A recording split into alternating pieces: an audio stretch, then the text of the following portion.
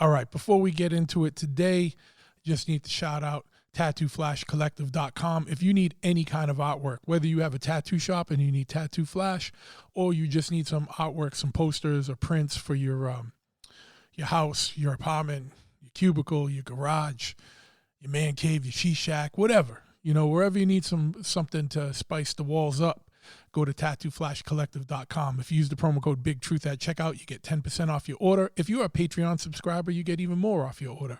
What is Patreon? Patreon is a way for you, the listener, to help the show financially, right? It's a way for you to show support and rep for the show. You go to patreon.com/BigTruth. Again, patreon.com/BigTruth. And there's different levels of patronage, everything from free to producer level. And they all come with their own exclusive benefits. All the paid subscribers get early access to shows. I do some giveaways that are only for Patreon subscribers, some content that's only for Patreon subscribers, paid subscribers. And so check it out, patreon.com/BigTruth. For more information on the podcast itself, go to bigtruthpodcast.com, hit the store link, and you can get some show swag. If you are in New England, stop by my shop, my motorcycle shop, Chopperhead Custom Cycles, located at 13 County Road, East Freetown, Massachusetts. We're a full brick and mortar motorcycle shop. What does that mean? That means you come in, we got a parts counter, we got a showroom, we got a merch area with swag, riding apparel and whatnot. And then in the back, it's a full service motorcycle shop. So whether you need an oil change or a custom motorcycle built, anything in between, we handle it. We got you covered. You need an exhaust, you need performance work, you just got, something's going on, you need some repair. Anything you need, we got you for Harley Davidson any year. All right. If you are not in New England and you want to support, you can go to chopperhead.com, and there's some parts and stuff on there. If there's something you need and you don't see it, just shoot us an email or give us a call. We can get it for you. We're hooked up with everybody. We're linked up with pretty much any parts distributor and supplier. Or you can just order some shop swag, some T-shirts, hoodies. Beanies are back in stock. We're getting in that cold weather. It turned October 4th. It turned October 1st, and the temperature dropped 20 degrees literally overnight out here anyway. So hit us up over at chophead.com or 508-995-6764. BigTruthPodcast.com for the show.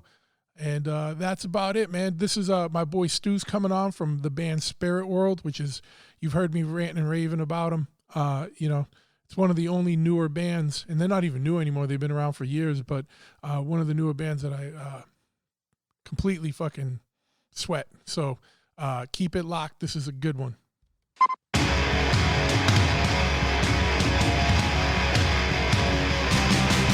The Big Truth Podcast. Laying down the hatches! Get ready! Ignition sequence start. 6, 5, 4, 3, 2, 1. We have a liftoff. Yes, once again, we have liftoff. I want to thank you for tuning in to this episode of the Big Truth Podcast. And I'm stoked to have my man Stu from a band called Spirit World with me today. And you've heard me rant and rave and fawn out over this band over the last couple of years. I don't like a lot of new stuff, but this stuff to me hits hard. So I'm stoked as a fan just to have you on today, man. I don't say that about much. So Stu, welcome to the show. Appreciate you taking the time. I know you guys have been you've had a crazy ardent touring schedule. You guys have been making massive moves, and I know you had gallbladder surgery and this and that. I know that's not easy, dude, especially being vocalist in an extreme type of band. But what's happening, dude? Yeah, thanks for the kind words. Thanks for having me. Yeah. Not much, man. We're chilling. We're home for a bit. We just went out and did a couple shows with Carcass and did the Louder Than Life festival like a week ago. So everybody got together, hung out, played a couple shows, and yeah, just home, chilling, fucking decorating my house for Halloween. Hanging out, man, having a good time. My nephew's flying into town tomorrow. Got tickets, gonna go to the fights. Nice. He's in his super into MMA and UFC, which I followed like way back, Yeah, yeah. VHS tape, like probably from like the third or fourth UFC on, like all through Pride. So like fight sports, MMA, boxing is something like with the music thing too, is just one of the things that I just geek out about and follow. So I'm pretty stoked. Gonna be a fun weekend. Yeah, My and buddy Khalil's fighting on the card. He's, a title contention fight. So be a good time, man. yeah, Got a and cool weekend coming up. yeah, Gonna being be in badass. Vegas is a good place to be too if you want to go see things Yeah. live, man. You get a lot of events there, a lot of good cards out there. You don't have to go to the Yeah. pay-per-view. You can just go down the street. Yeah, you can, man. I mean, it's expensive. Like these, I forget what we paid, like maybe like 350 a ticket or Yeah, something, yeah, yeah, yeah. which it's a good card, Yeah, but I like the live fights. I've been to a bunch and it's cool, like the energy, and the UFC especially does a good job of like having videos and like the walkout music, and like they play the like sizzle reels before the fights and kill the lights. So it's cool. Opposed to like a big boxing fight, like it's just silent in the arena as far as the production. yeah, And so like boxing, not as much anymore, but back when like HBO was popping and you had like Lampley and Larry Merchant, like the color guys were great. yeah, Like I preferred watching it on TV than yeah, yeah, yeah. pay the to pay the ticket price, and then you're just kind of in there and it's just silent, but the roar of the crowd. Yeah, yeah, yeah, it definitely seems like it, UFC and stuff has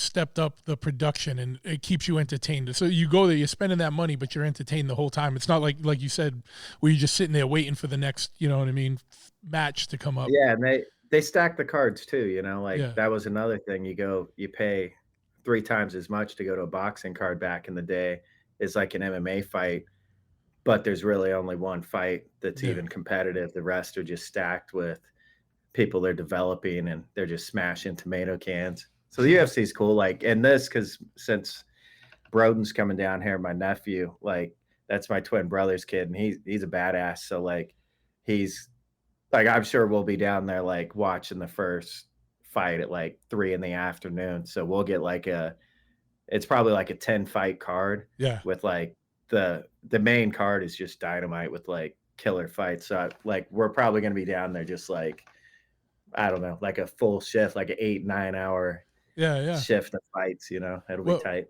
yeah, and then that's the other thing too. If you're spending that money, like you still, even though it's expensive to get in, like you said, you got 8 9 hours of Yeah, entertainment. You know what I mean, and fights to watch. It's not like you're just watching two fights or something. Or it's not like watching Tyson in the '80s where you spend $500 to go to the fight and it's 32 seconds long, and then you're like, all right, cool, adios. yeah, yeah, Yeah. sure.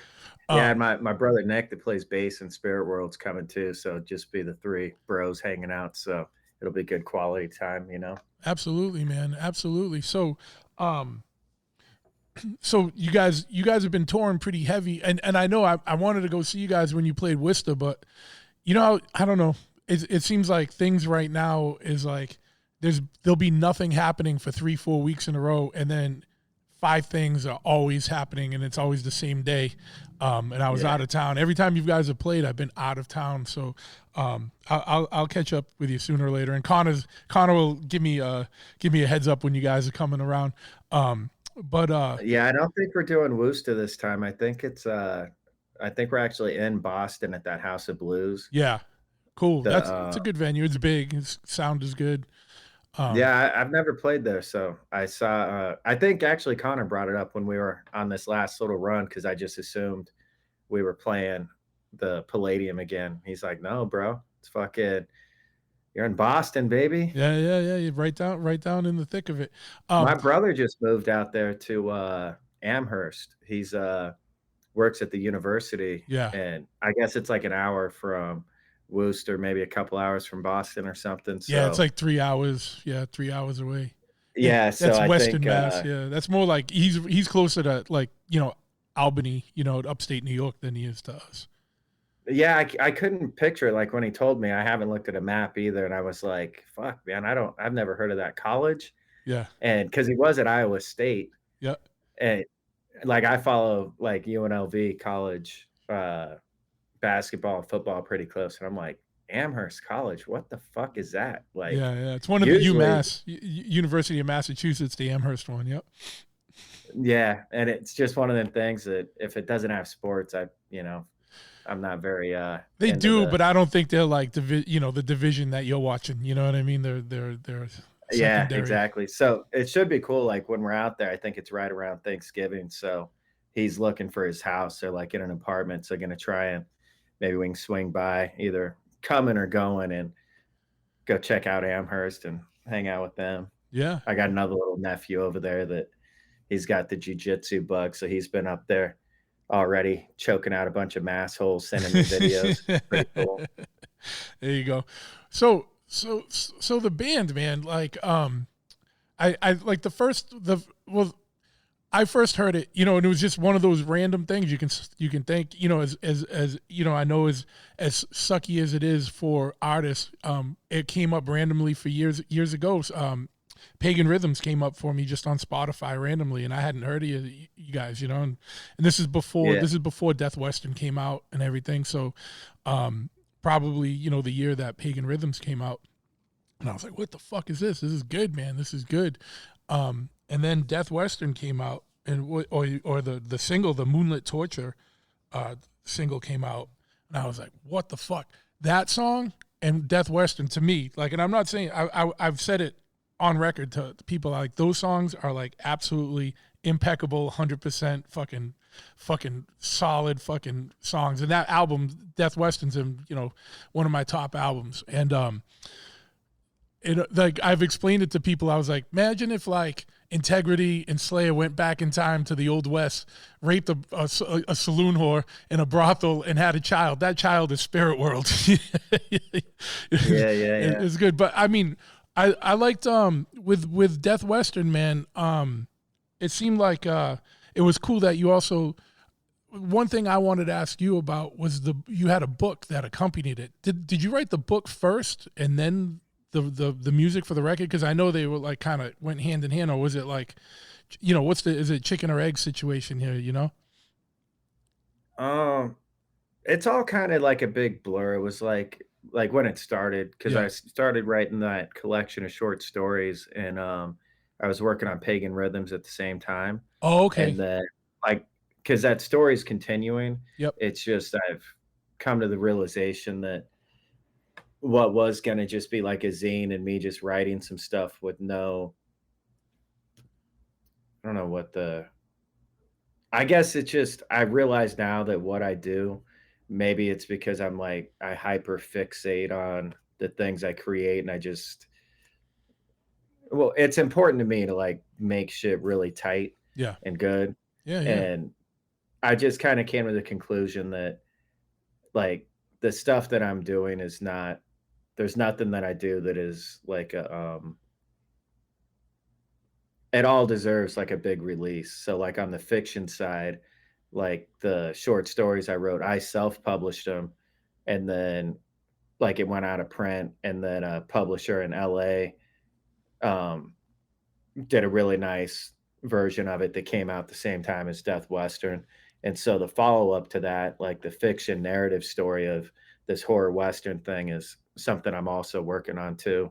So like all these things are just like one big creative outlet that I'm either in here writing, designing merch, designing fucking suits and like the stage stuff or writing riffs.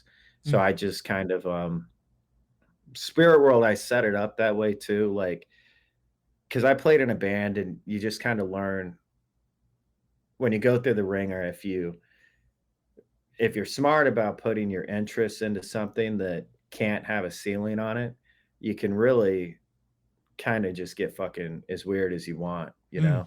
And that's something that's really appealing to me. And I just wanted to have something that I could just I really respect people that have a lot of output and really are prolific. And I struggled with that real hard because number one, when you're like in your early 20s and you don't know anybody and you don't know shit, like I've written so many songs that'll never see the light of day, put it that way. Yeah. And so I kind of came to the conclusion, like, I want to set up a project where on one hand, it's sort of a glorified solo project because I'm just sitting here, like, most of the time, one of my cats hangs out with me and shit, but like, it's just me. It's not like me and Matt or me and Nick or our drummer, or anybody's hanging out. It's not like, I spend a lot of time alone doing this. And so I wanted to have a project where I could channel that shit. And then when I look back in 10 years, have a body of work that actually reflects, what I'm doing, that can grow and change. And like, as things hit and things become more interesting to me, it's cool to be able to like focus on it. You know what I mean? Yeah. Yeah. No. And that's rad. So do you have, so it sounds like, so you started writing a collection of stories. Did like, I guess like what I was asking too is like those stories and kind of informed what you were writing about music wise, but like when you were writing songs, did that also inform some of the stories? Like did they go hand in hand like that? It's all completely incestuous. Like there's characters that, like, I wrote some of the songs on Death Western. There's, some things that came out of a lyric that are now in the follow-up to the fiction stuff. It looks like it'll probably be a graphic novel. Yeah. And so when that stuff finally comes out, and then when I put out this other book I'm working on at some point in the next 5 years or so, like, people will go back and be able to connect the dots if they look, like, ideas and things that it's hard to explain, but like, it's all just one big concept thing. At least this right now that's corralled. Yep. At some point I'll step out of that, and I have a ton of stuff I want to do that's outside of this realm. Yep. That I'll probably still do under Spirit World. That'll be, where songs could be, a little more autobiographical and, things that are not rooted in this horror Western kind of concept. Sure. So the stuff you're working on now, fiction wise, is it continuing the same story like the horror Western stuff? It's continuing the same thing? Yeah. So it's that story is ongoing, like, through all these songs and through all this writing is like one big long saga. It's cool. And it sucks because that's the thing that it was easy with Pagan Rhythms because I wrote these short stories. I wrote that record. I did it all myself, paid for it.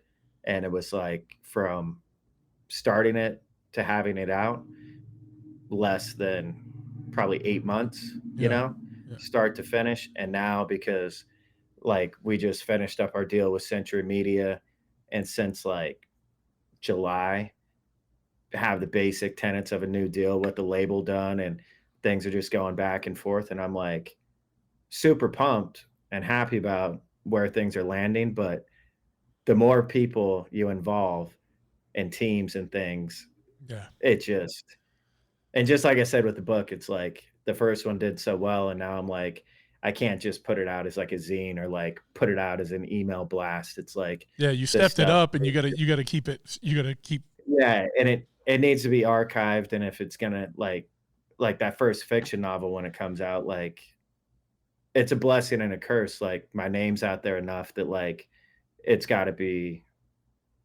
great, And not only that, but the content's got to be good. But then the actual delivery and the marketing and everything has to be good. But then that means that, you're fucking curating and working on these projects that now it spans several years between things, where for me, that's like, that's one of the balancing things that, it's all good problems to have. But it's just something where you is trying to be a creative and just like do it because I like to do it. Yeah. Knowing that things are like these new songs I'm working on right now, it's like, I would hope I could get them out next year, but I wouldn't be surprised if with everybody doing the right things, it's possible that it could make sense to do it, who knows, end of next year, like second quarter of the following year. And that could just be reality. You know what I mean? Sure. Yeah. There's like you said, there's a lot more people involved now. So it's not easy. It's not like you sitting at your place doing it like, all right, this is done. Let me just finance this and throw it out. Like, yeah, you got Yeah. labels, and they're going to be like, well, we really got this release first, so we're going to put this out next quarter, and we feel like it's going to do better than, thing. I get it. It's more of a business. You know what I mean? And yeah, and then it's like the touring stuff too, right? It's like yeah, Eldorado like was received really, really well. yeah, Like did absolutely fantastic on like Liquid Metal and like the best playlisting we've ever had on Spotify. Where like even right now it's still like just pumping, yeah, and it's like the touring that you do on top of that. It's like one, it's cool for us where it's like that. What did we do this year? Like we like went and did like a festival like on a boat thing, and it's yep, like, okay, cool. Like never done that. Sick. A couple of our old ladies went, like it was badass. And then you follow that up, the record comes out and you go out with like Obituary, Nails, Terror, long tour, like 5.5 weeks or something, and then just did some shit with Carcass. And then we got this other tour coming up, and like all of that is kind of part of that album. You know yeah, what I mean? yeah. It's not like just you know what I'm saying? Like Yeah. just you put out new art, and then that comes with you know hundreds and hundreds of shows that are lined up around it because people fuck with what you're doing. Yeah, yeah. Like you said, it's good problems to have. It's not a, it's a thing. You know what I mean? It's a good thing, but Yeah. it's also like takes away probably because, like you said, you probably appreciate being able to have your time at your house to sit there and create and do the creative part of it. And but Yeah, you gotta and do the all other of end us, too. like, Yeah, yeah, we all work, and, like, Matt just had a kid, yeah, and, like, my brother's kids, like, my niece, uh, Brooklyn, like, she's a senior in high school, yeah. and, like, just all those things, it's like we're we're just, like, straight stand-up working class dudes where it's like, this band shit is crazy, like, Yeah. it's cool as fuck, but we'd be lying if we said it was remotely easy to balance the Oh shit yeah. that Spirit World does with and I have a corporate day job and moved to remote stuff, so like it got way more flexible. But like my brother, he owns his own business. So, he's doing construction shit. So if he's got a project, like it's tough to balance things, you know what I mean? Sure. Yeah. And like Matt too, like he works out of state, and so we've done a good job of doing it, and the band gets so many cool offers, and everybody in the band is all in on making it happen Yeah. because we love doing it. But it's really like the age old story of like, be careful when you're riffing because it takes you like you never know. You write a fucking sick riff, next thing you know, like your ass is playing a whole lot of shows, and if you don't go capitalize on it, there's 50 fucking bands standing at the door that are ready to go. So Yeah. it's not like a thing that you can I feel a responsibility too to like serve the people that dig these records. And I Sure. feel like because we don't tour full time, there's always a pressure of like we don't really do small room shows a lot. And so we need to get out doing some headliner things. And it's not because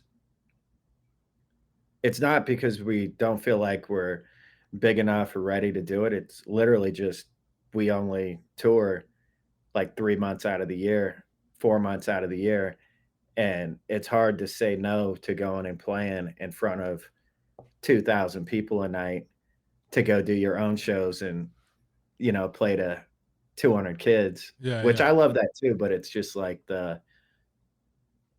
you know what I mean? It's like, Yeah. it's a balancing act where like if you're younger and everybody quits their job and don't give a fuck because they have no responsibility, you just constantly tour until you burn it out. And we're at the point where we're like really trying to figure out how to like slot all the puzzle pieces of like, Yeah. oh, my bro's got this sick fucking job that he's going to be like Connor's been helping him out. He's been in Colorado like tons this year doing all these like big Walmart projects and shit. And Yep. then we're squeezing in like all the band stuff, all the family stuff. Yeah. It's crazy, man. Yeah, it's like you said, man. That's like a recurring theme when I talk to people in bands. It's, it's a different thing to tour when you're more set up in life than it is when you're 18, 19, 20 years old and you got nothing going on except the band, and everybody's like all in and let's go, and it's a the band, and like 5 of your friends will jump in the van, you know what I mean, and go out, you know what I mean. But it's a whole different story when later in life when you're more like set up. Like the people that hop in the van with you, it's like they don't give a fuck. Fuck like whatever job. It's like fuck my job. I just put in my notice. I'm going on tour all summer. Yeah. I'll figure it out. But like everybody I run with is all like established, like grown men. So it's a thing where it's like you almost feel guilty a little bit where you're like, fuck. I know it says that it's 25 shows, but with the off days that the headliners have with their buses, and then we'll have to leave Vegas and drive out to, like, our last tour we left from Baltimore was the last show. Then we drive like 2.5 days to get home, I'm sorry, that was me. I thought I have my phone off. I don't know how they're getting through. Okay. And that's the first time that's happened. 150 episodes. That's the first time that's happened. Did you hear that? But phone like ringing? You end up adding like to a tour, you add the number of shows you play, and you're like, oh, it's only going to be like a month, and everybody's like, I think I can swing that, and then you add it up, and it's like actually it's like fucking 6 weeks, 5.5 weeks, yeah. And then everybody's looking at their shit like, fuck, yeah. Yeah, no, I hear you, man. There's something I didn't realize. You designed the suits? These ones, like the artwork, my buddy Andy May, like did the drawings of the Flash. Oh, okay. But like the coloring and like going back and forth on the concepts and the style of suits, and then once you have the artwork, then working with the tailors to get them made. Yeah. And like getting the measurements, going back and forth, and like all of that kind of shit. Like, yeah, it's that right there is enough. Like doing 5 of them suits, if you're like trying to do a creative project, like that's enough. Yeah, oh yeah. The like headache to where you're like, okay, I accomplished something. Yeah, oh yeah. But in my world of insanity, that's like the tiniest piece of this fucking machine, Well, and at least you're in Vegas, where you probably got a tailor that's ready to roll and gets what you're going for. Yeah, and we're lucky. Like as the band gets bigger too, like people are excited to work with us, and like I just know a lot of people too, that people I respect, that the street goes both ways, where what seems like a crazy idea, there's always somebody that's like, you get stoked off of somebody else getting stoked, you know what I mean? So it makes it easy in that regard. Yeah.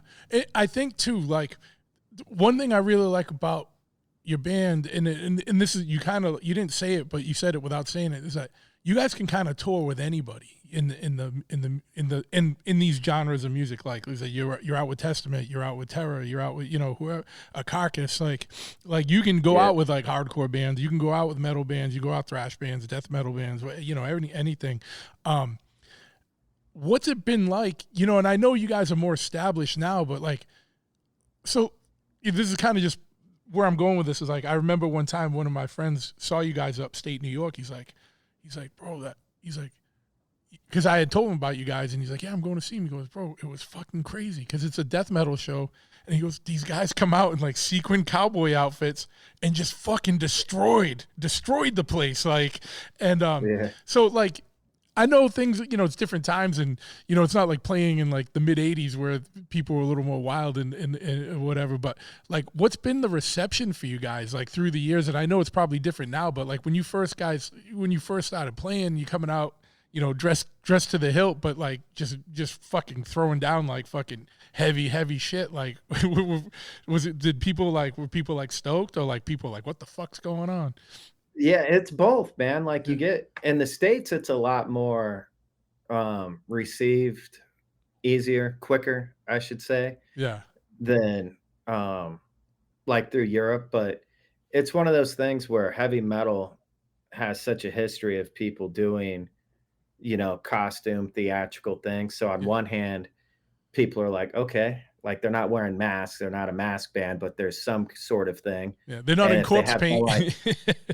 Yeah, and if they have no idea about the because I haven't gotten it to the point where I can fill up the room where we have like stage design and we have like I want to get it to the point like when you go see Amon Amarth, you're like Yeah, yeah. you're teleported into, Mhm. some kind of Norse mythology and there's like this whole stage show. And I want to do like a horror western version. Like, I don't know if you saw like Alice Cooper and Rob Zombie when they did their tour or like any number of bands that like really put a lot into the Yeah, the whole shit, I want to go Kiss style. But yeah. when you're doing that and you're a small band from day one, you don't have the luxury of like there's only so much you can do when you're backlining and motherfuckers refuse to strike drums. So you've got like 3 drum kits on stage, everything's backlined, and you have like we've played shows with these big metal bands where like I'm just straddling wedges.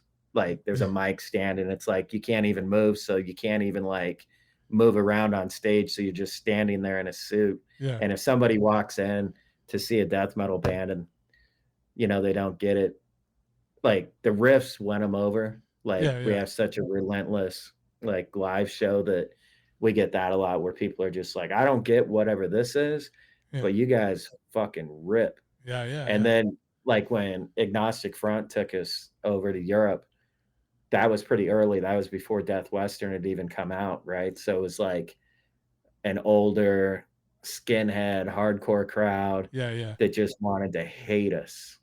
Like legit just wanted a reason to just be like, this band fucking sucks. And I'm sure some of those old skins don't like heavy shit anyways. Yeah. But like with AF, they have such hard stuff in their catalog, like the Eliminator and shit. It's like our riffs and like the lineage of stuff I pull from. Like people hear the Cro-Mags and they hear, Obituary and Slayer and Integrity and Ringworm. Like people Yeah. that follow this underground shit, like when they hear us live, they hear all these influences and they're like, God damn.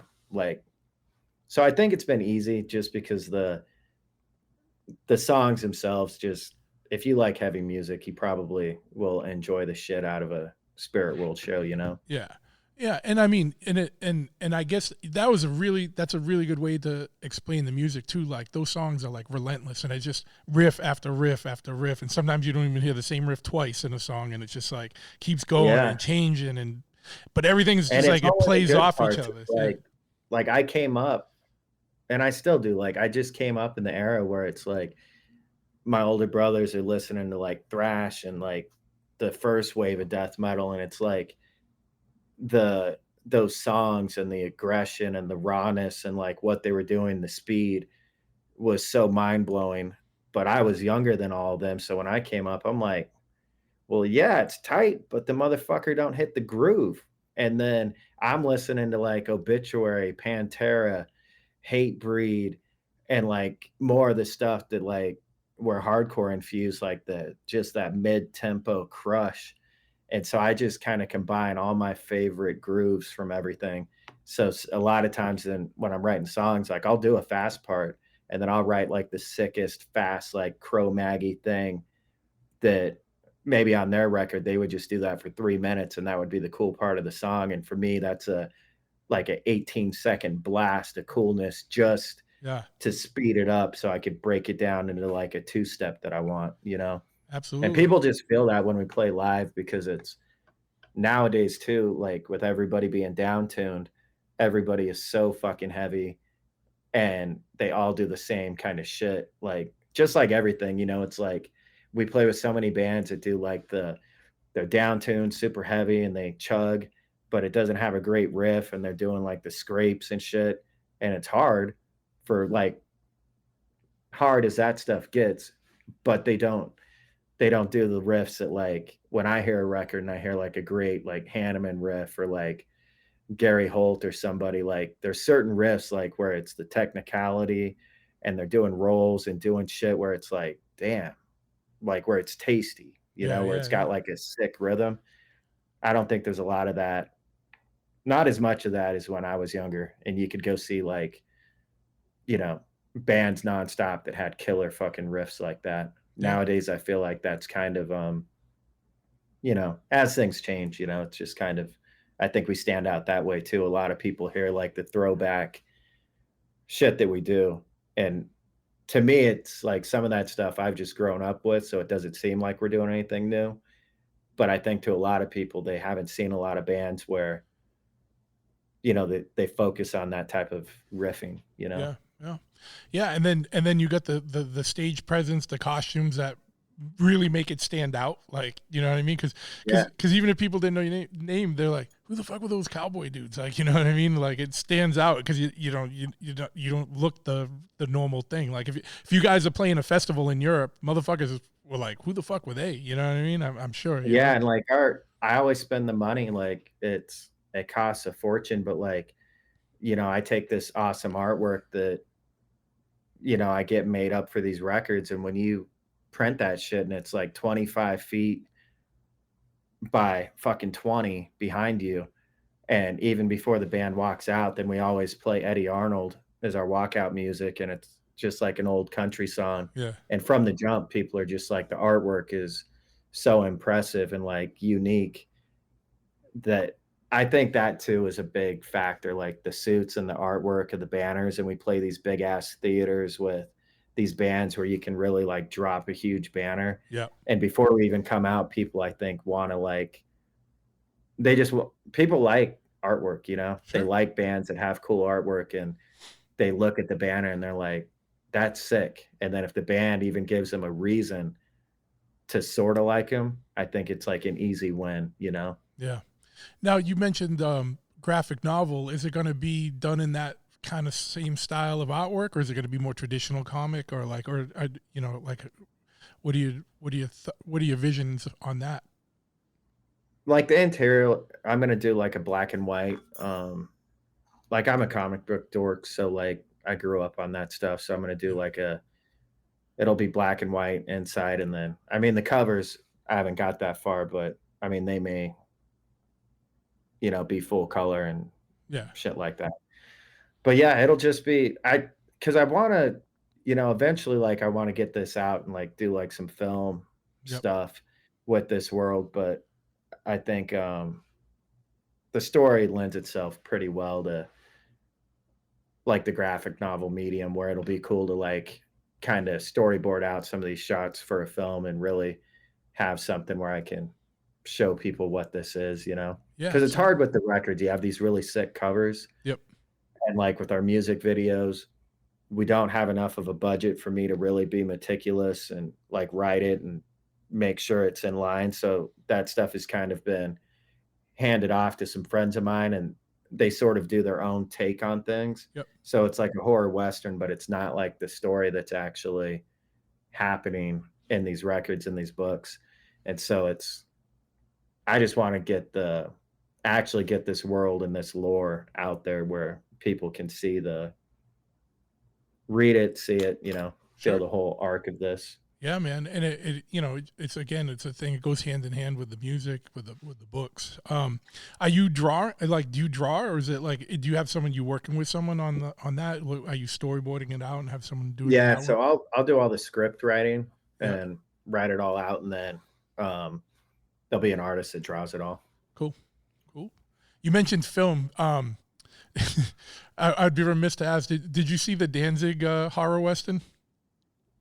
That Yeah, Glenn the one Danzig that did? opens with that great shot of that bitch naked on the horse, Yeah, like yeah, cruising, yeah. where they end up in like the horror house or whatever. Yeah. Yeah. I was laughing though, because it's just funny, because like that shot's great, but then it goes on for like 8 minutes, and it's like, all right, bro, like we don't Yeah, need and to see, it's like we all don't see it in real masturbatory time. and just like, yeah. Yeah. There was a couple things he did in that where like all of a sudden it's like would just start zooming in and then just start getting tighter and tighter, and like just randomly, suck in on somebody. Yeah. They did like a whatever, like not a grand opening, but whatever it is, like when a thing first comes out, right around Premiere or something. maybe it was around Psycho Fest or something down here. Yeah, it was a premiere, and they for like a couple nights down here at a theater, they showed it. So me and my girl went and got to see it like in the theater, and yeah. I mean, I love B-horror, I love Danzig. Yeah. But for like the budget they had, I'm just like, damn, bro. I know. Like Let's go. I'm like, and that's kind of how I was left with it. I was like, I really was like, oh, this is gonna be fucking awesome. And then I was like, I'm like, dude, Danzig's such a horror guy. I'm like, bro, yeah. I'm like, it felt a little rushed or something, you know, but that's whatever. But yeah, man. And you know, I love shit like that because, you know, there's people that watch something and they're like, you can go negative and like talk shit, but Yeah. I'm always the other way where I like see something like that and I'm just like so inspired because I'm like, all you need is a little elbow grease and a little style, and like that could have fucking ruled. Like Oh that yeah, could have been great. yeah. And even like when I write records, like that's the same way I look at bands. Like I'm not a great musician. Like people will tell me like, "Oh, you're a fucking sick ass riff writer."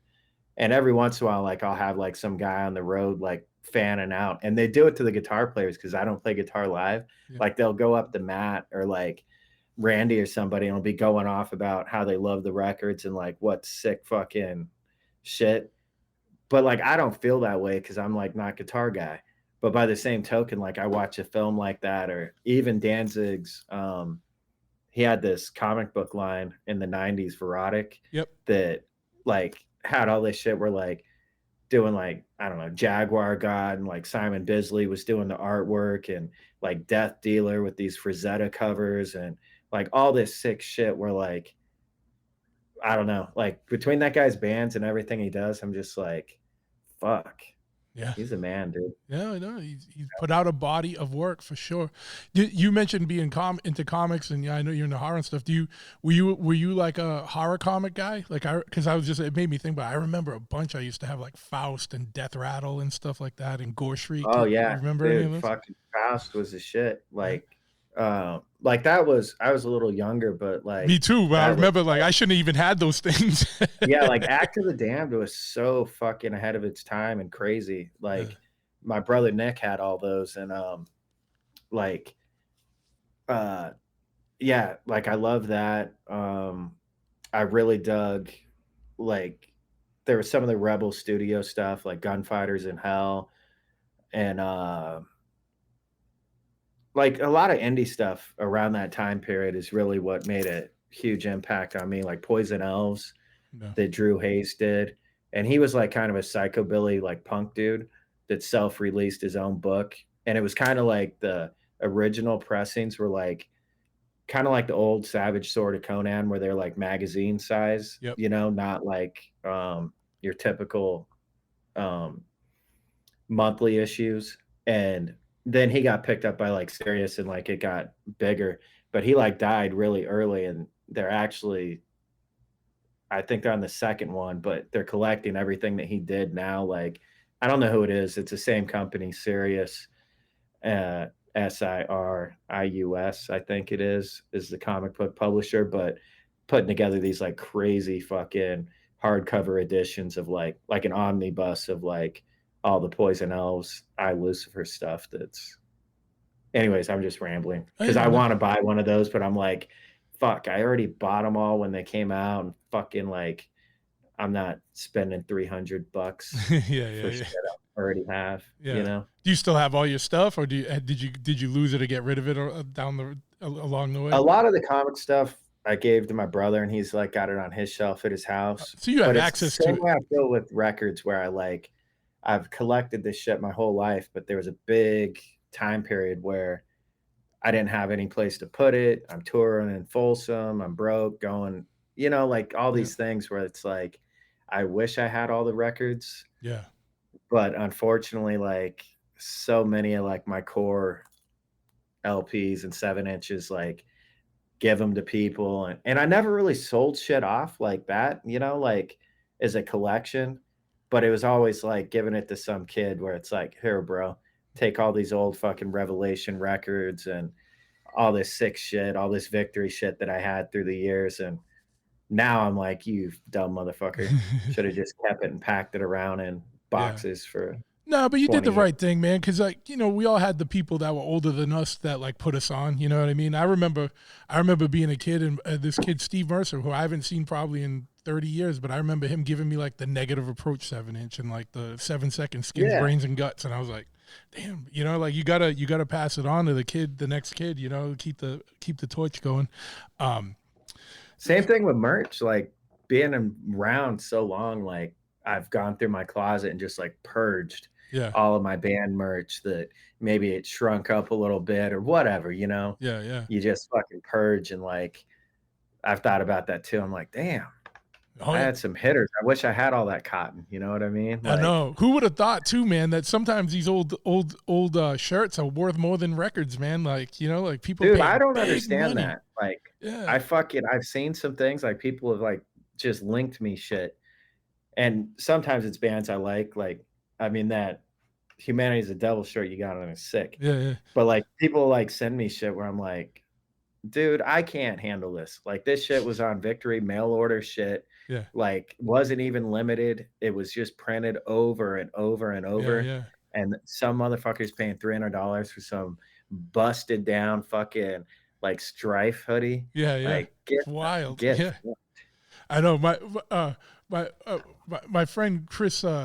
I don't know if you know Chris Casali, but he's kind of. I feel like he's partly responsible for all that because he was doing years ago. He was doing. I forgot the name of the company, but he was so into it. I think he did like some represses and stuff. He was like tracking bands down and buying the old screens from them and stuff. So he has like the screens for a lot of these shirts and craziness. Like, I'm like, damn, dude. Yeah, Like, wow. he was super in it. And he had like a whole archive, like a hardcore t-shirt archive and a website for all that stuff, man. But it's wild. Like, I feel like I do got to bust into my father's house. I don't have to bust into, we're good. But I just got to get up in his attic. I know I have a bag of old, like mid to late 80s, like, like original, like Warzone shirts and shit like that I could probably like pay my mortgage for a couple of months. Yeah, dude, my older brothers had all the sick like Biohazard, fucking Slayer, Sepultura, Yeah, yeah. like all the shit that would have been popping like late 80s, early 90s, punk, hardcore, metal, death metal, thrash. Yeah. Like we've had all that shit through the years. And I'm like, man, if any of us knew we could have just kept all of our merch shit, somebody could have bought a house, you know? Yeah. Yeah, especially if back then you just bought two and put one away. Oh my God, like the and, toy collecting shit, you know? Yeah. Like any collecting, I've never been able to do it because anything I've bought, I just use, you want to wear, use, read, whatever. But yeah, man, same shit where it's like all the GI Joes and the Transformers and all that crazy shit. It's like, well, if you would have kept it in the package, man, you could have bought yourself a car. I had Ray Capo on the show, and he was breaking down like their little fucking deal that they had, like when they would be like, "Yo, trade us old GI Joe stuff, and we'll send you like rare records, like a rare Revelation record." And he's like, "Bro, we just wanted all that shit, and like we didn't have money for it, so we're like, we can make a couple of records on gold vinyl and fucking, like it was like such a Ponzi scheme, bro. Like, it was like you were getting like these action figures that were worth like hundreds of bucks, and you like were spending $2 on a 7-inch and sending it to some kid. But those 7 inches are worth a ton of money now too. So if you held on to that, even back then they were worth money, but. It's like that's the thing with collecting. It's all in the eye of the value is all subjective. Yeah. I trade test presses too, like Spirit World stuff, and like, but usually I do it with like my close circle of friends, and it's always like first edition books, and like it's kind of like their favorite, whatever the most impactful favorite fucking book they have.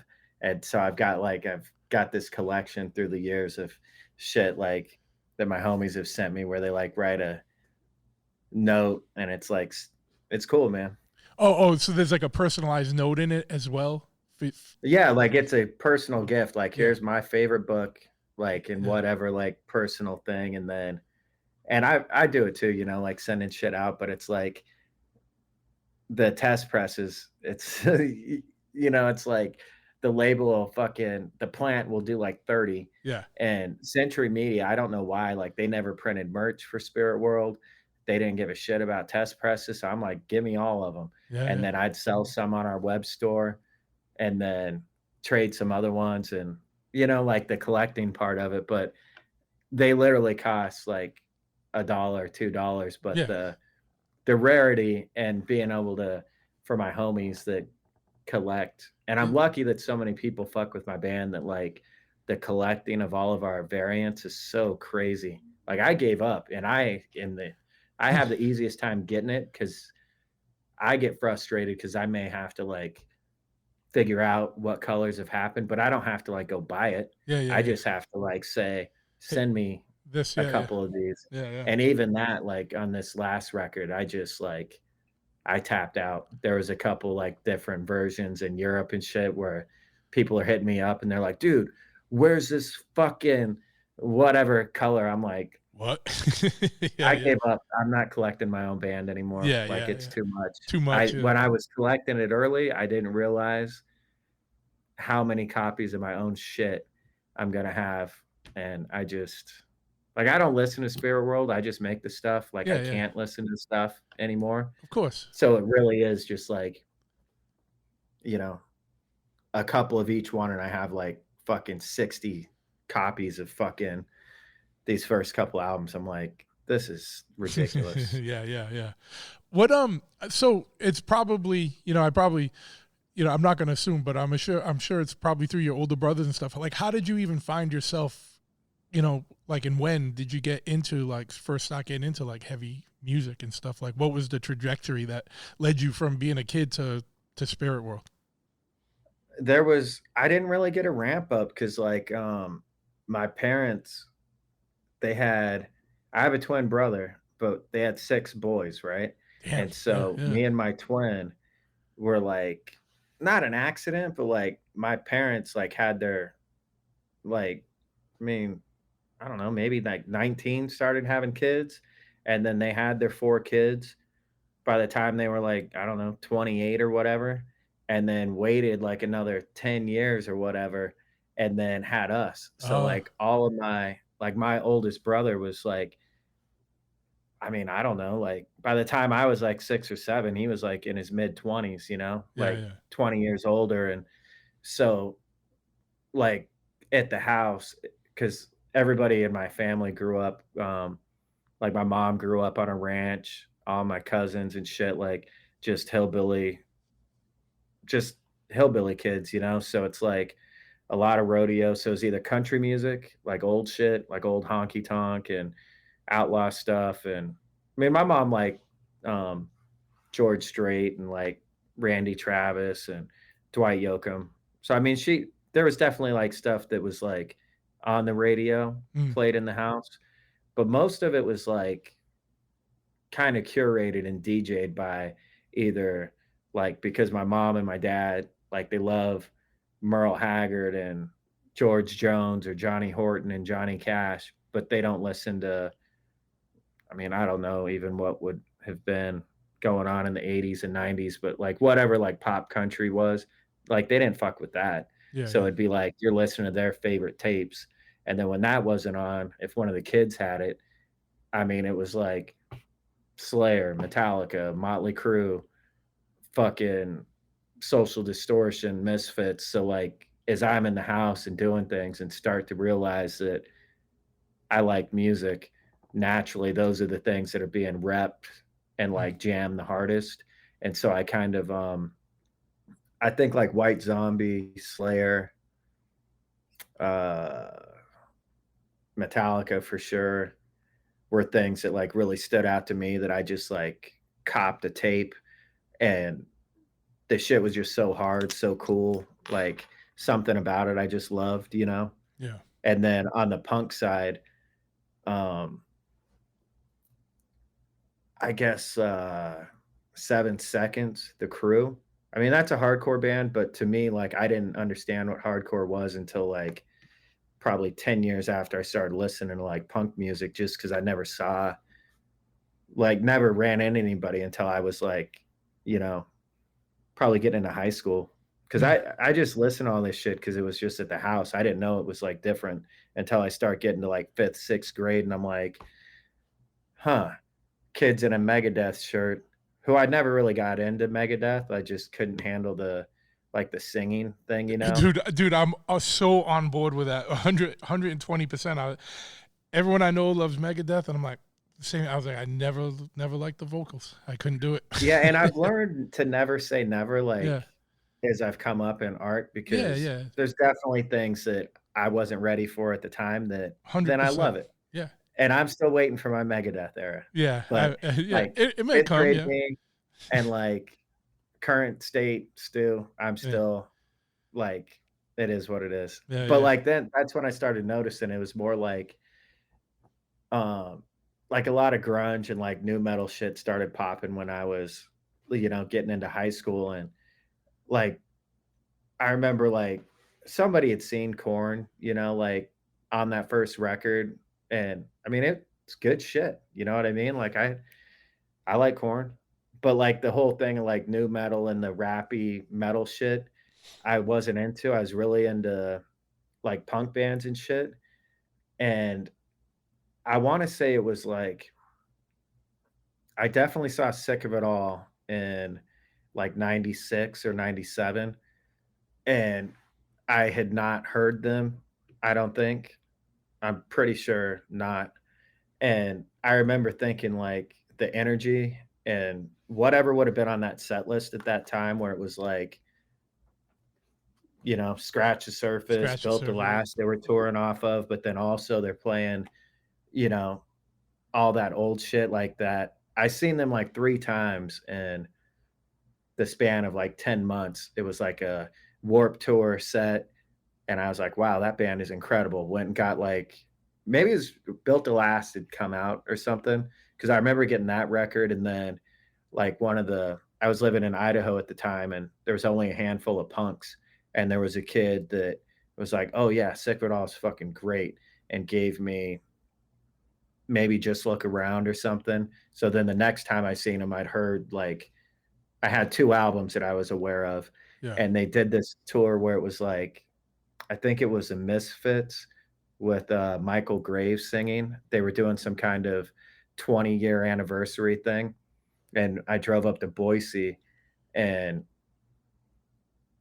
I mean, I kinda forget all this shit because 'cause I'm old, Yeah. but, Yeah. like, Yeah. I'm pretty sure Sick of It All played, and then I seen him at, like, another club show in that same time period, and each show was, like, the first 2 were not like a Sick of It All crowd, you know what I mean? It Yeah. was Yeah. just Yeah. like they were there, and just their intensity and, like, Pete and Lou going the fuck off, I was just like, God, they smoke every band that literally every single band I've seen live up to this point, I've never seen anybody, like, hammer a stage with that much, like, style and shit, and then I seen them the 3rd time, and it was like a hardcore crowd, and it was just like it was them and H2O, and everybody singing along, stage dives, whatever, and it was like peak. I didn't know it at the time, but that was like for me peak hardcore band with the songs, with the kids at the right time where it's popping. Yeah.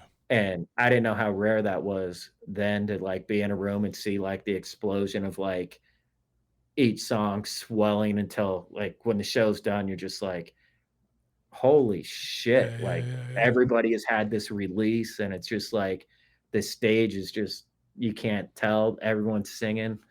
But like that, it was probably like Sick of It All. Um Trying to think, like, my older brother went and saw a bunch of shit, so it was like, he saw, like, Biohazard and, like, maybe they were playing with, like, Slayer or some shit, but, like, all of that, like, it was all, like, New York bands, Mm. like, kinda that is what put it on the map of, like, "Oh, well, there's metal, thrash, death metal, I understand," like, that. For some reason, that made sense to me that those were different scenes. Yep. But then, like, hardcore punk, when I finally realized that hardcore was its own thing, then, like, I was just going to all those shows everywhere, like, relentlessly, don't care who it is, and, I mean, it was just a incredible time where it's like, go see Snapcase, go see Avail, go see fucking Hatebreed, Death Threat, and at that time, like, I was probably booking, like, shows too. Like, I had I always had this, like, thing with not knowing how to do something, but just being stupid enough to say, "Fuck it." Like, booking shows where it's like being like 16, 17 and booking like Dropkick Murphys and booking like shows that were big, Yeah, like yeah. that had guarantees and shit. And like I don't even have a job. And I was so poor. Like, I mean, I would save like my $2 lunch money to buy a record every 2 weeks. Like legit for years that went on. But at the same time, I'm like lying and being like, yeah, we'll do a door deal. I don't even know what a door deal is. Yeah, But I've but been we'll to this do it. club and I'm like, Yeah, I'm I'm pretty sure if I just do it, it'll be sick. yeah, yeah. And then you do it and it's sick. And then like I remember like I'd seen Buried Alive a bunch, like because I was working out of town and I booked them. I was in Idaho for some reason. Them and Death Threat were on tour and when like Vogel and all them dudes showed up. Maybe this was like 98, 99, something like that. I don't know. It was a long time ago, but I remember when they rolled up and like it was before like GPS shit. And Yeah. there was in Pocatello, Idaho, there was a music store and some friends of mine lived upstairs and it's kind of a squat punk house. And so we do shows and shit up there. And like when all them dudes rolled up, they were like late, like, what the fuck? They're like looking for the place because it wasn't an actual address. It was like 924 and a half, but the half was because it was upstairs, but it was like maybe it's South Main Street. I can't remember now, but so they were like on Main Street at the other end of this little town. And Uh, Pokey is a small town, like maybe 30,000 people at that time. So I remember when they got there, they were like stressing out. And then Vogel recognized me and like my friend group and was like, oh shit. Like, cause we'd been up front in like a bunch of like record stores and shit in Vegas and Seattle and all over, just like singing along to Buried Alive and Pitting Hard, like that kind of vibe. And so they're like, oh, well, if you guys are doing the show, this is going to be sick. yeah, And yeah. I remember like that was a time too where hardcore is such a cool thing where it's like, yeah, maybe there was 50 kids at that show, but the 50 kids that were there, like all of us had the Death Threat record. Like it had been going around like fucking wildfire for like, I don't know. I think you remember that Only the Strong compilation that Oh came yeah, out? yeah, yeah, yeah, yeah. Like they had a track on that because I think like probably Mike Hood or somebody, like however it came out, like there was something where like Death Threat was our band, probably like everybody in hardcore at that time. And so like when they play, I mean 50 kids, but fucking 40 of them are singing along to Going every off. song Yeah, off yeah, yeah, yeah. fucking Peace and Security. So it's like, here, take all the money from the show. All of us fucking bought a ton of merch. Like, Yeah. Supported, yeah. Where like where did you grow up? Did you grow up in Idaho or were you just out there? yeah, I grew up in Vegas. So like my Okay. whole family is in Vegas. And then when I was in like junior high, like my parents were going through a tough time and I have a bunch of family in Idaho. Okay. And so me and my twin brother, everybody else stayed down here. And like my dad had a business he was trying to keep going. And so me and my mom and my brother and at different times, one of my brothers like lived with us for a spell.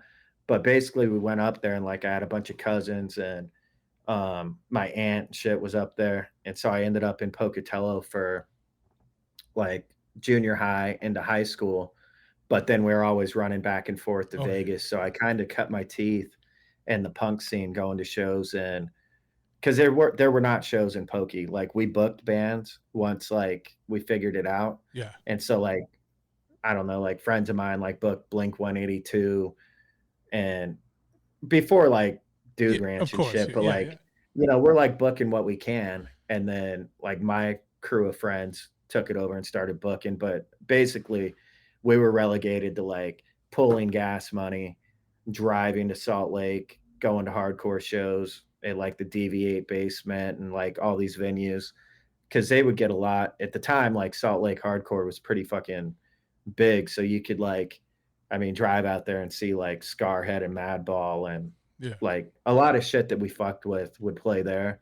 Not everything would go to Boise, but between the two, you could drive a couple hours during the school year and go out there and see a gig Okay. and then come down to Vegas and because my brother had been down here going to shows forever, like that was always cooler. Where like Vegas had, I don't know, it's just cool, man. All those scenes were cool. Yeah, well, Like, that's what's cool about, I think, hardcore is like,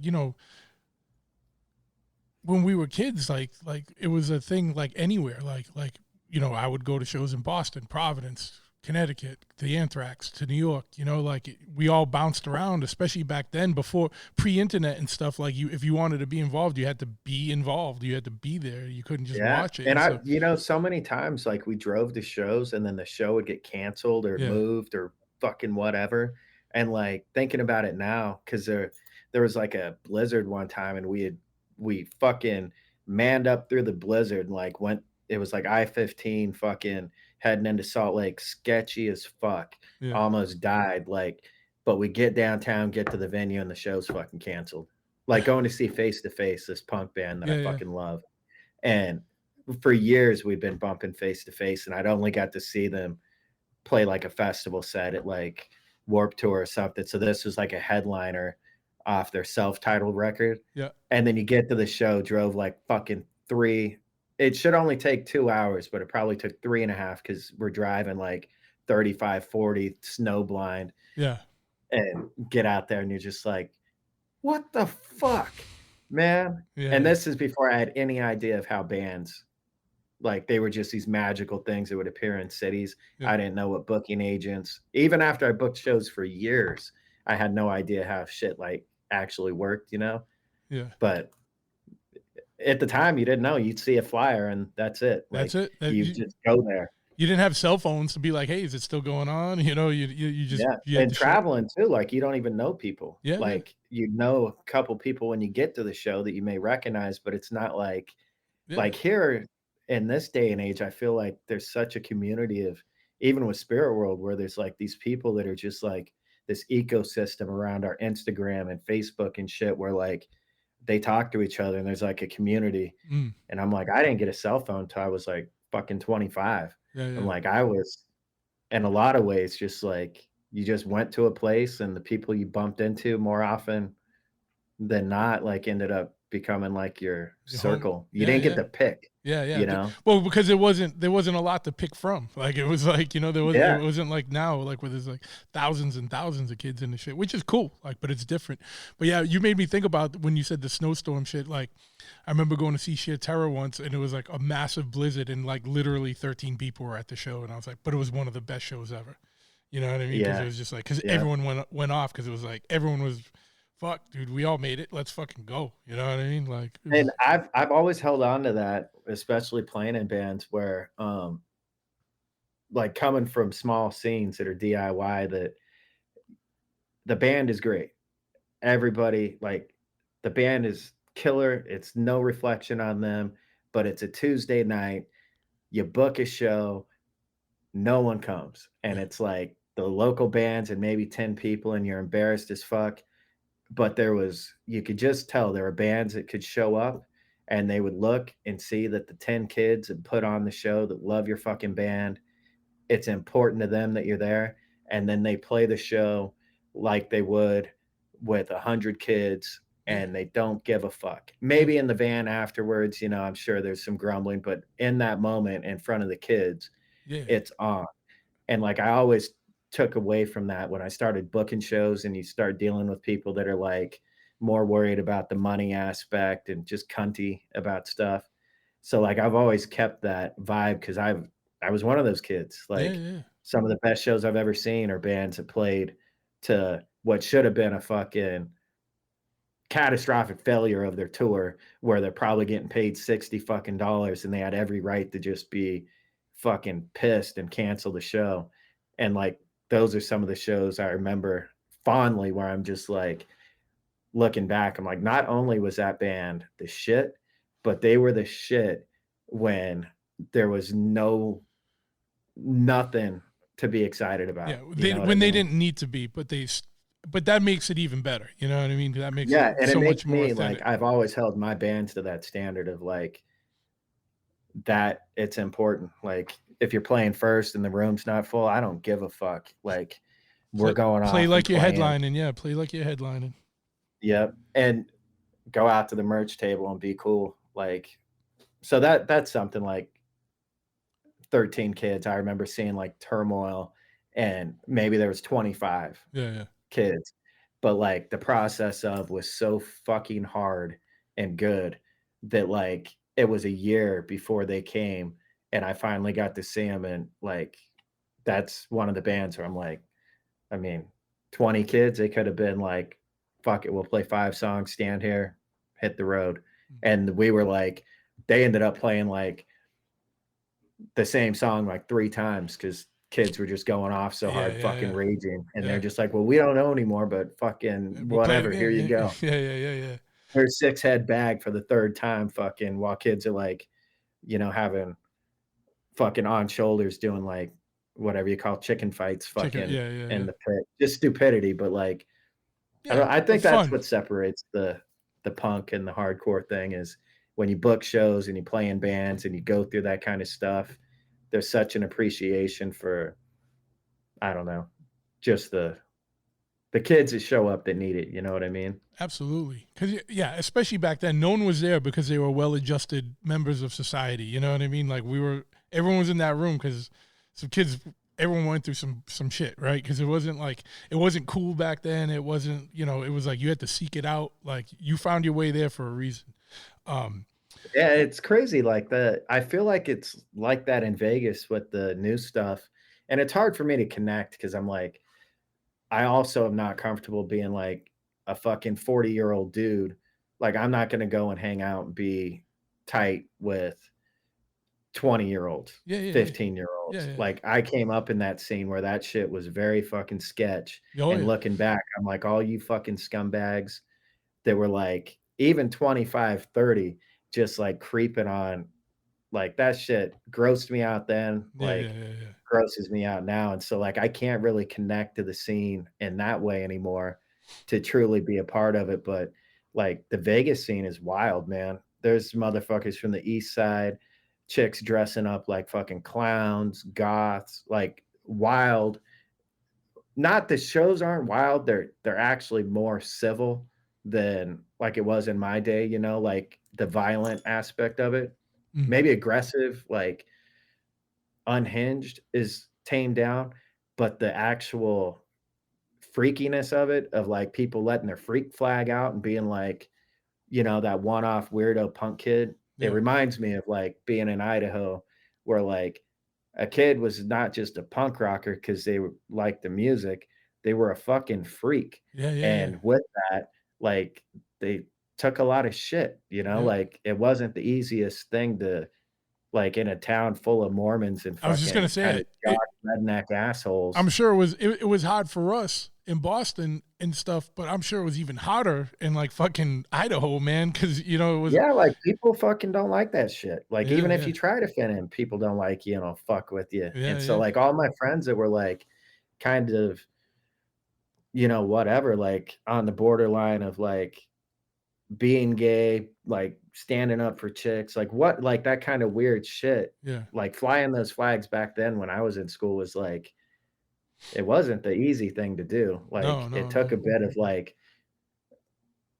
I don't know, courage or like a bit of like moxie to even like be that kind of a punk. So I see that same spirit here where I'm like, that kind of freaky thing is like, I fuck with that. And I'm glad that my band too, like I see it when we play because we are like we have some theatrical elements and whatever vibe we put off. Like when we play shows, we'll have like long hairs, a straight edge kid. We'll have some fucking like freaky looking goth that looks like a total witch right next to some fucking chick all done up like a 50s cowgirl. And so we're starting to like this cult following we have it kind of looks like that. Like it's a small VFW hall punk show, but it's like, it's not like, this is a $40 ticket that I don't know. Those shows they're usually not, the freaks don't go out as much. So I'm happy to be a band that like, that they come out for. The freaks come out to, because, like I get it.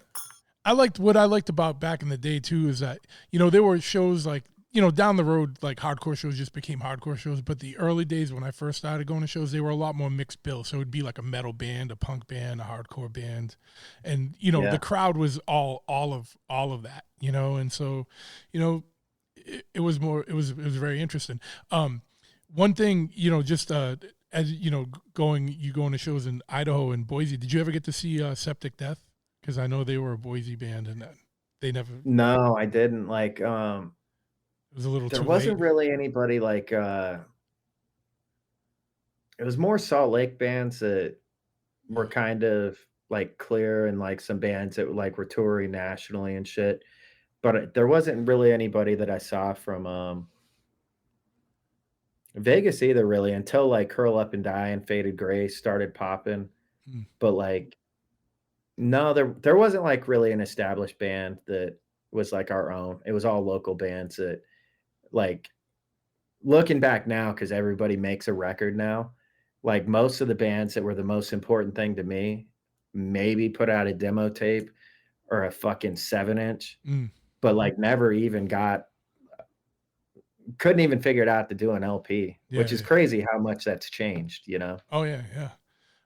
How did you go about starting Spirit World? Because I know, like like I told you, I discovered you like just heard pagan rhythms, and then I did some, I was like looking you guys up, and then I heard the old stuff on the demo, which was markedly different. Like how did you what was the impetus? Like what made you start Spirit World? And then I'd be remiss to ask, like, what happened in between like the demo and pagan rhythms, because of Yeah. the ball dropped, It's like, and it got fucking, it got massive, like, and I'm not saying the other yeah, stuff isn't good. It just changed. Like, it just got like, it was like, yeah, it's so like I had a band called Folsom that we played in, and so it's like a hardcore band, and yeah, like we did way more than we ever set out to do.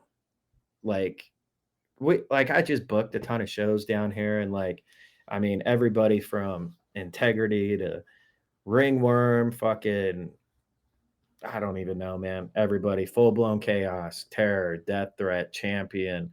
So like, I'm booking all these shows, we're playing all these shows, we're going on tour, and then we started kind of like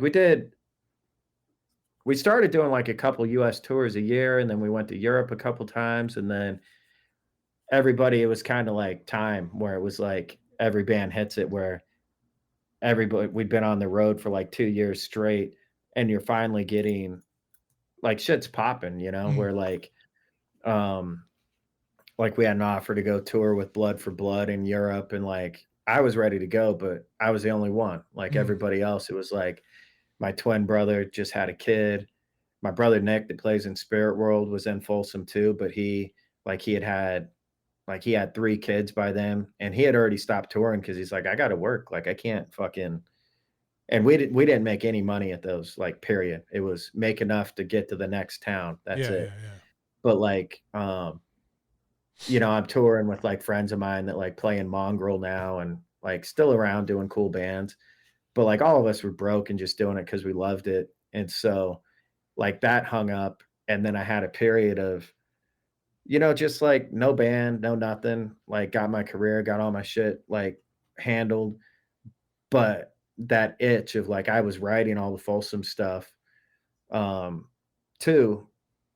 But I just like, I guess that void of creativity and art, and I was burnt out on being involved in a scene as far as like where it revolves around my energy or output, and not just like the scene of like I'm booking shows at my spot, and like you remove me from that, and then there's a responsibility of like you kind of let the scene die a little bit. But there's also, when you're in a band, like your friends' bands need shows, and so like you're trading shows, and you're just like, it's a lot.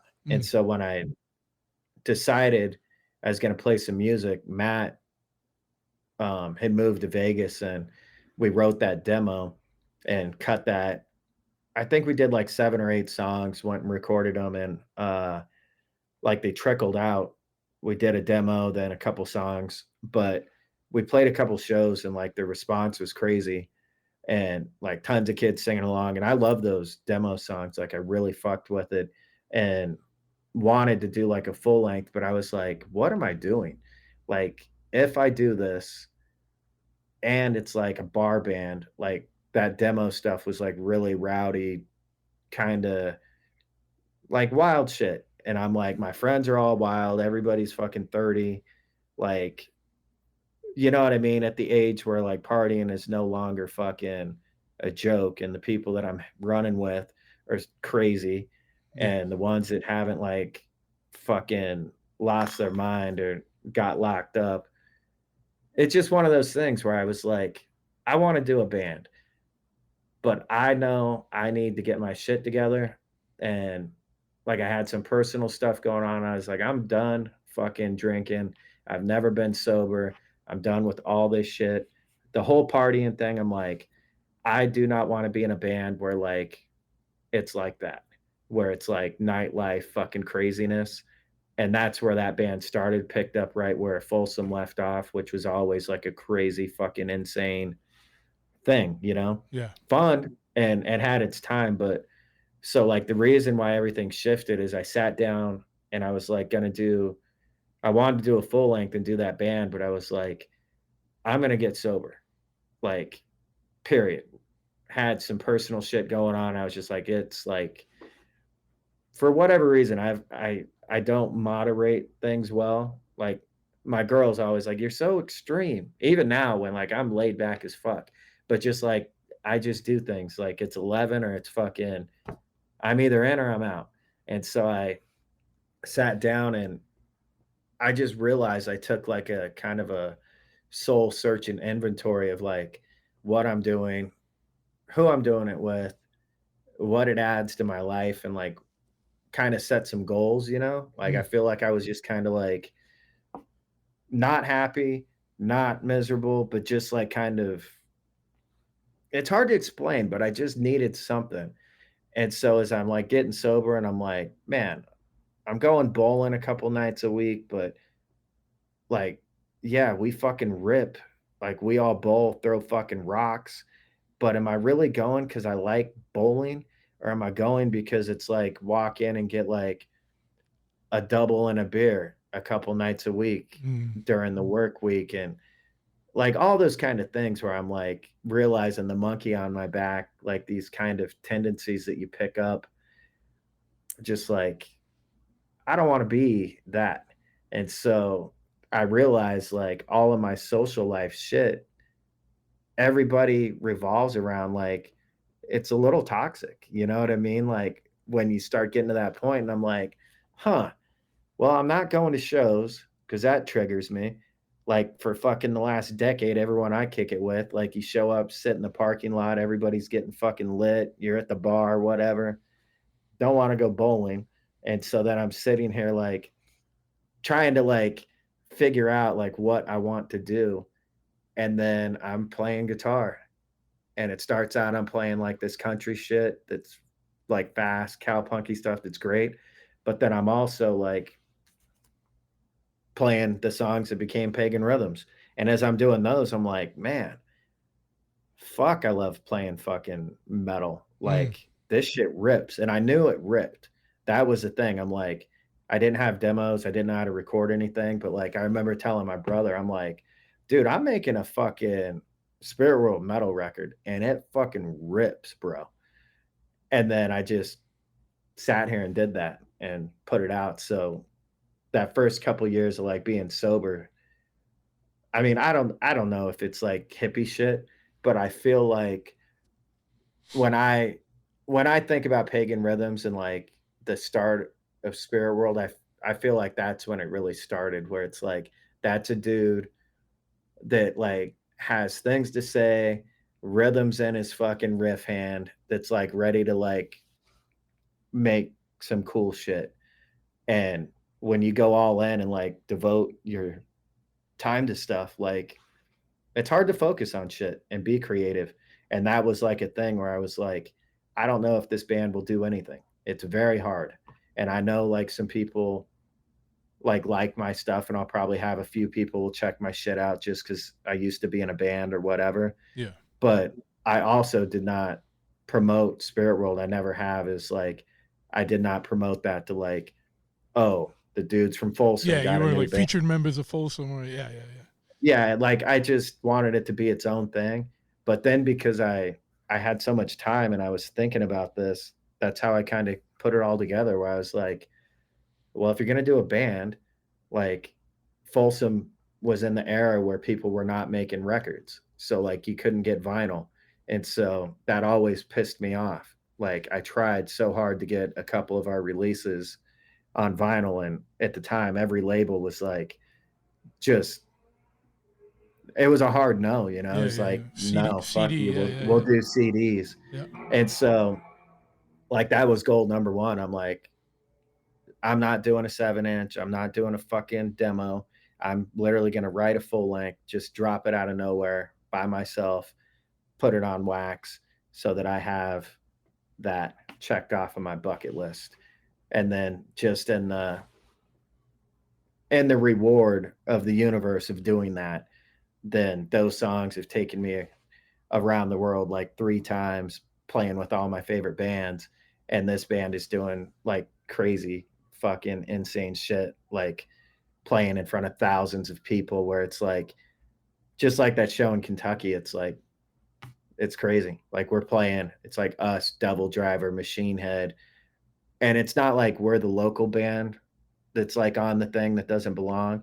It's like we're lumped in with like this, you know what I'm saying? Like that kind of thing. Yeah, yeah. So part of me is just like, it doesn't happen by accident. It's a lot of work, but that's why the shift changed it. And then like, I've kind of been riding that because when you start playing guitar and you start like getting on one, it's kind of like I've sort of developed my style a little bit, and it's taken me this new stuff I'm writing. I think I finally melded the two together where I'm writing some of the best stuff I ever have. But I think when this comes out, it's going to be like there is not another band that sounds like this, Mm. or probably ever will sound like this. Like this will be like one of those weird things where it's like that band was doing their thing, you know? Like Yeah. this will probably be like the self-titled record, because I feel like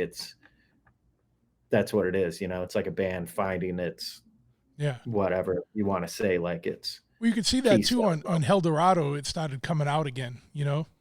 So Yeah, and that like I remember talking to the label and like people were saying shit because they're like, I wanted ideally I want to be able to do whatever I want and yeah. bounce between concept albums and like country records and whatever. But you also, like I mentioned, when you start dealing with like if I give somebody my word that I'm going to do something, like I also am not the type of person, like I've swallowed my own craziness enough to not be an egomaniac and be like, what is the best thing for everybody? There's a way to do things where you don't, you know, cut off your fucking arm for no reason. You know what I Yeah. mean? Like I could have crammed in After Death Western something that would have alienated Century Media, all these new metal fans that we have, and then probably would have sucked for our booking agent too, because it might have made it very difficult for us to do things. Sure, So yeah. then with Eldorado, I was like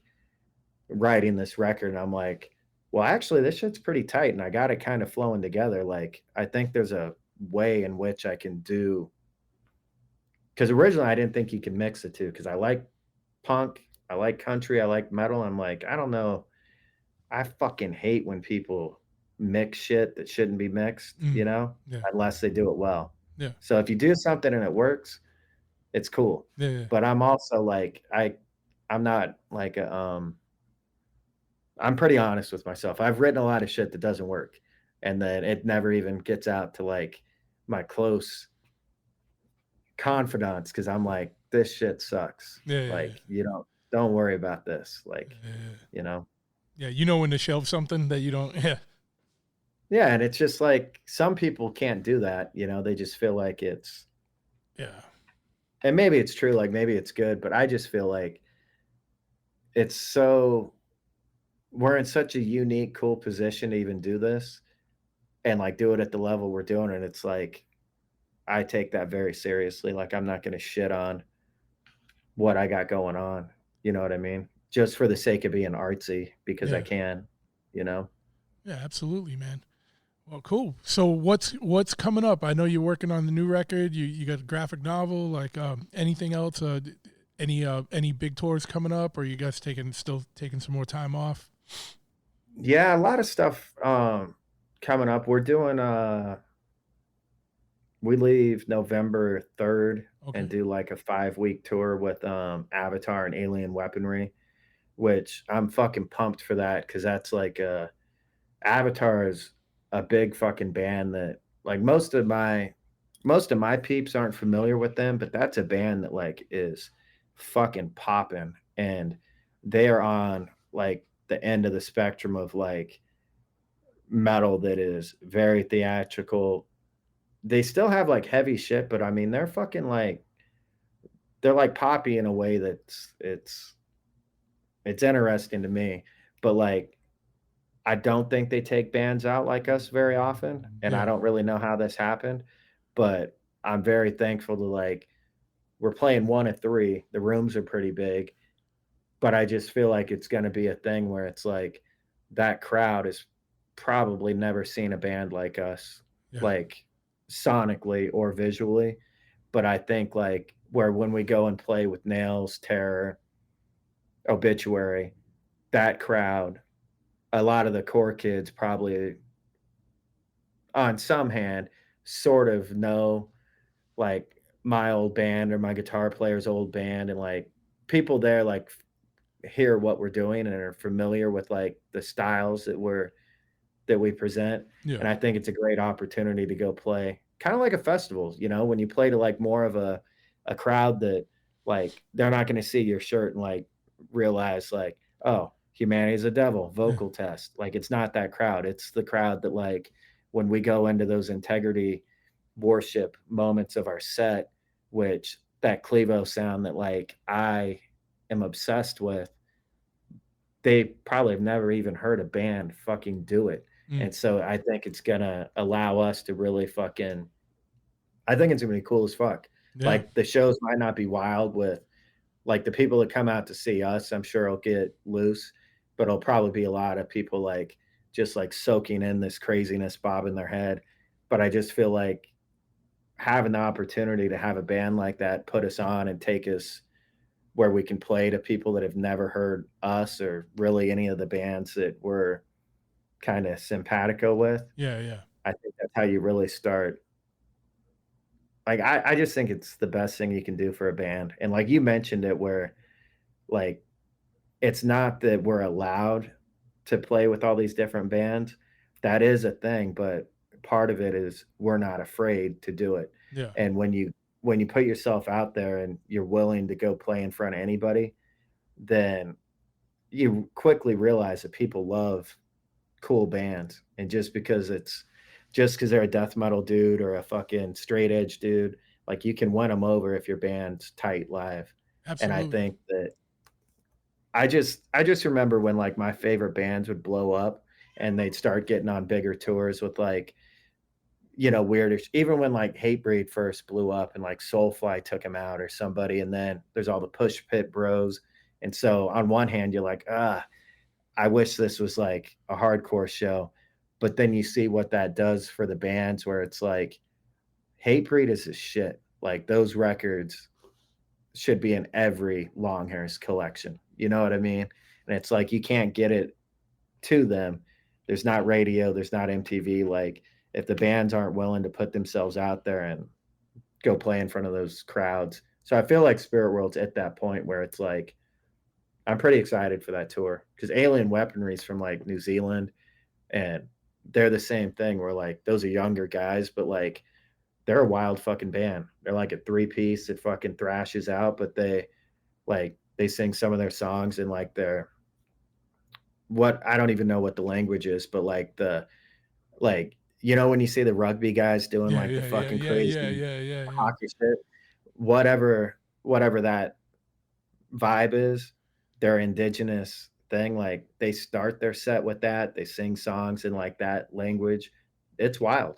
Yeah. So, like, it's a pretty diverse, weird bill, Yeah. which is cool because bands don't have to take out like, you know, I'm sure it's sort of a risk for like taking a band like us, but Yeah. it's cool. And we're gonna have it's one of those things where it's a challenge. Like you got to defeat the barricade. You got to defeat the energy that's not there because the show is just happening. You're the first band to play, Yeah. and then you got to defeat the people looking at our giant banner and our suits that are like, "What in God's name is Yeah. Yeah. happening?" Yeah. Yeah. Yeah. And so, like, there's all these like challenges with that kind of a tour, but I think the payoff is like if you can do it and come out on the other side, your band is better for it because it's like if you can play to 10 people on the floor and then you can play shows like that, you basically can do just about fucking anything, you know? You're Yeah. cooking at that point. And like you said, you win a crowd that would have never been exposed to you over, and you got that many new people that are like checking it, and then they Yeah. find you, and then they're gonna go down a rabbit hole, and maybe they, like you're now you're an ambassador.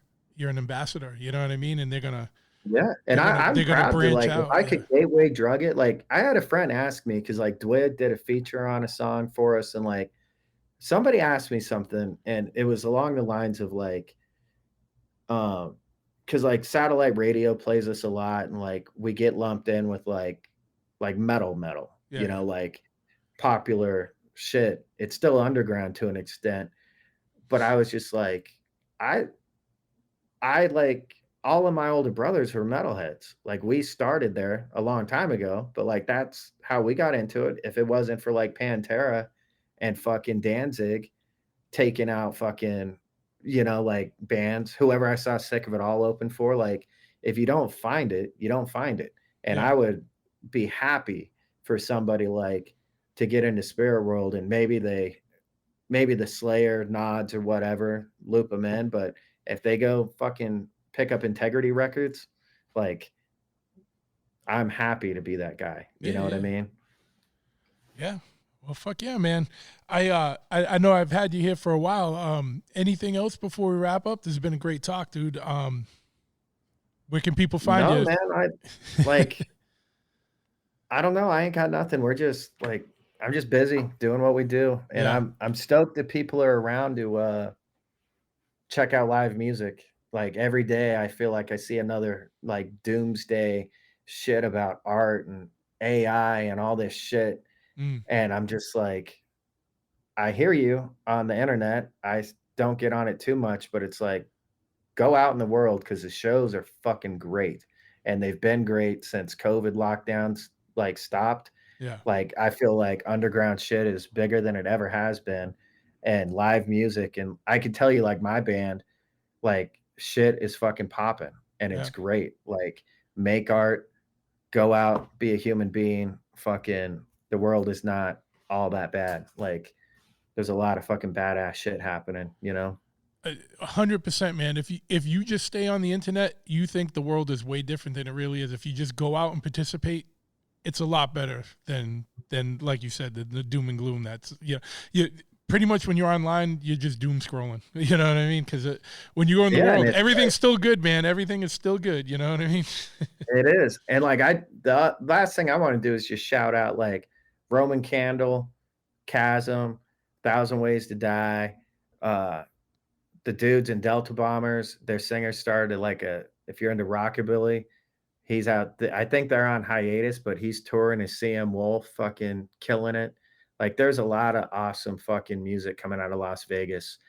Like, stoked. You Yeah. know what I mean? It's like of Sulfur, if you're into like deathcore stuff, is great. Molotov Solution put out another record. Like, I'm very proud of my city and this underground, and I'm very stoked that so many bands are like, it's very hard to be from here and get out and like do things nationally.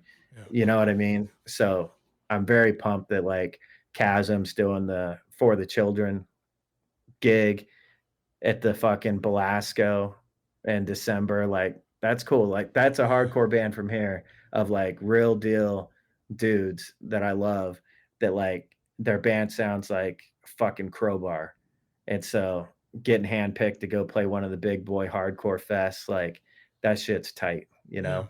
And like my band does so much crazy stuff. I'm like, I feel like people assume that we don't like notice what's going on, but like us, the stuff we do in some ways is easier than like a VFW hall band from our scene that like my friends in Black Path that book all the core shows, like a band that comes out of that to like get recognition from like the big dogs of the core.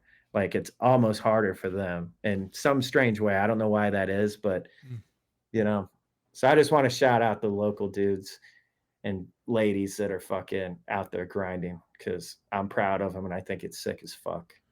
Absolutely, man. If someone wanted to check out what's shout out the website or any of the socials so people could go listen to you.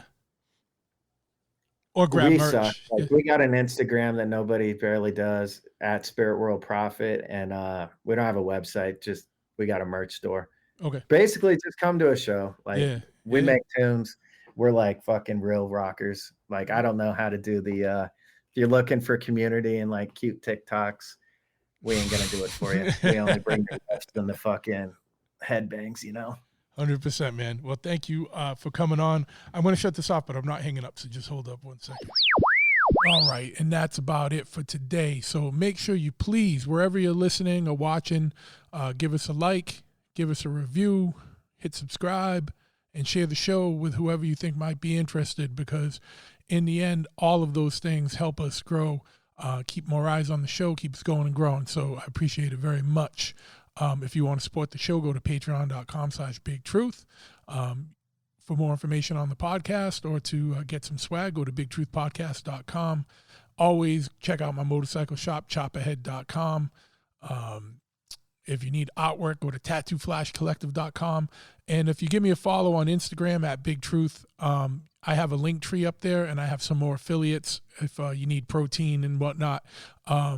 Healthy, clean protein. You can get some discounts there from Ancestral Supplements and Equip Foods.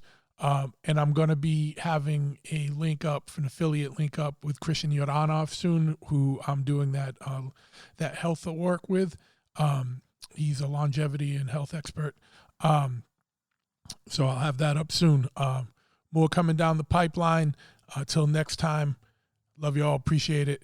Keep it locked.